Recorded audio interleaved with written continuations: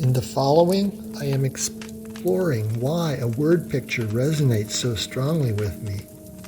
The statements made are about my desires. To be clear, I am not actually living it out, just wanting it.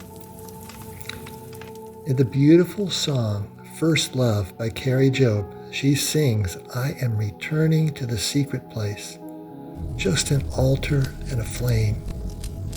I love the beauty and simplicity of the focus, a secret place with just an altar and a flame.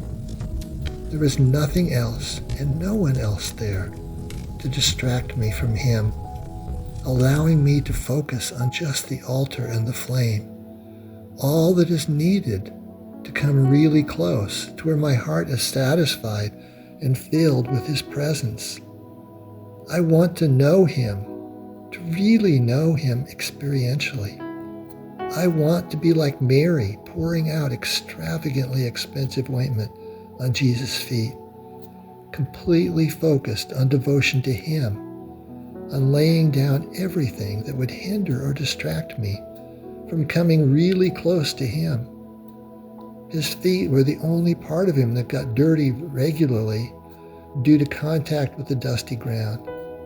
And therefore Mary was pouring out this offering on the least honorable part of him, a part that only the lowest of servants would be willing to touch. She counted this expression of love and devotion as totally worth the cost. In fact, in the strength of her desire to express her entire heart to him, she likely did not even notice the cost. Simply wanting to give this offering of love to the one who loves like no other. What is it about just an altar and a flame? What is it about this word picture that draws me back again and again, like a moth to a candle flame? Perhaps it is some inner knowing that sacrifice is the only way to come close to him, and a desire for simple, pure devotion to him. And this word picture is simple, with only two elements, drawing me to a place where he is the first, foremost, and indeed only one in mind. Could it be the desire to lay all things at his feet with no hesitation, reservation, or plan B, but to plunge straight into abandoning all for him, holding nothing back? Could it be a desire for him and him alone to be the focus, so much so that everything else just falls away and is not even worth mentioning? A place where my whole gaze is on him and my whole entire intent is to give myself completely to him without qualms or reservations of any kind.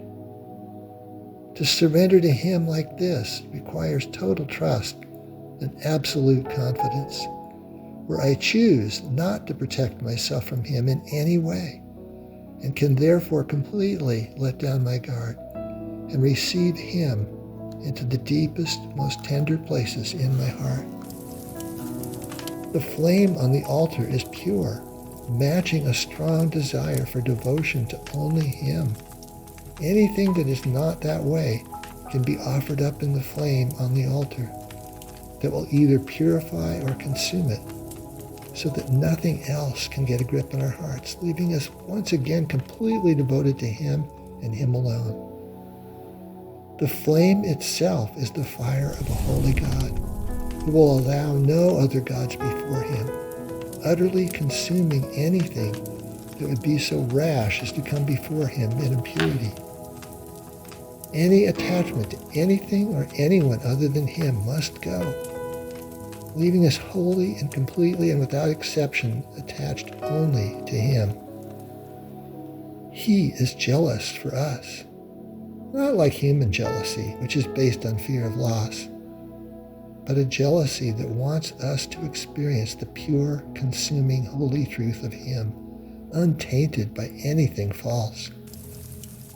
In the song You Won't Relent by Misty Edwards, she sings, "You won't relent until you have it all," referring to the affections of our heart. And to this I say, Amen. Please don't relent. I want to want only you. This is what the flame on the altar can do. Lord, you are holy, and I invite you to touch me with your holiness, knowing valuable things may burn when you do that, but wanting you so much that the cost is not that important. You paid everything for me. Let me honor you that same way as well, for you are totally worth it, worthy of 100% surrender to all of who you are. I am hungry for you, and you are holy, so I am hungry for holiness. Your true holiness, not some man-made religious thing based on human striving as a substitute for proximity to you, but rather on getting so close to your heart that no dark thing can stand but has to melt away in fear. The power and glory of who you are would vaporize anything like that in short order. Your holiness is such a vital part of who you are that to know your heart, I have to know your holiness. Anything else is phony, a cheap plastic imitation of the almighty, living, holy God, who spoke this world into being through a word, and who wants to speak living, powerful words into our lives also.